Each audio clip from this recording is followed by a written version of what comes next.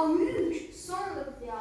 Yox, A3 deyil, A3 şah F2 gələcəkdir, o saxlayır orada. Şah mərkəzə gəldisə də, buralara gəldisə də. Vəssalam, iki piyadanın... Uşaq deyil. Çünki şah burada, bax, fillərin rəngi eyni deyil. Buna deyir, raznotsvetli slov. Rəngi, fərqli rəngi olanda çox da, bunu bax çətindir. Əgər fil, ağların fili, Afqada da olsaydı istənilən, məlumu olar, çox asan var, iki piyada artıqdır. Amma rənglərin eyni olmayanda olmaq çətindir. Fil hər iki piyadanı saxlayır. Buradan bunu saxlayır, keçə bilir. Buradan da bunu saxlayır. Şahla gələcək yaxına, oyun heç olur. İki xana gəlir, yaxına heç olur. Qarvan şah ilə gələ bilmir. Qarvan şah ilə fırlanmalıdır. Fırlanma qədər gəlib satır. Bu da analiz edirlər, analizdə... Fil D3. Analizdə A3'ə baxırlar, fil gedir. Burada belə vəziyyətlərdə uşaq görür.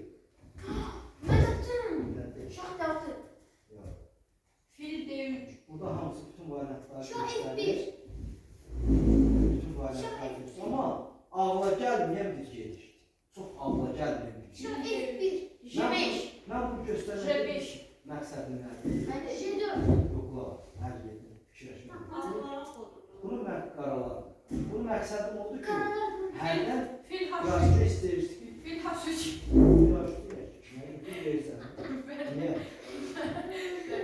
Anlamına gelmiyor. Niyə? Ağlayacağım, niyə? Gelmedi.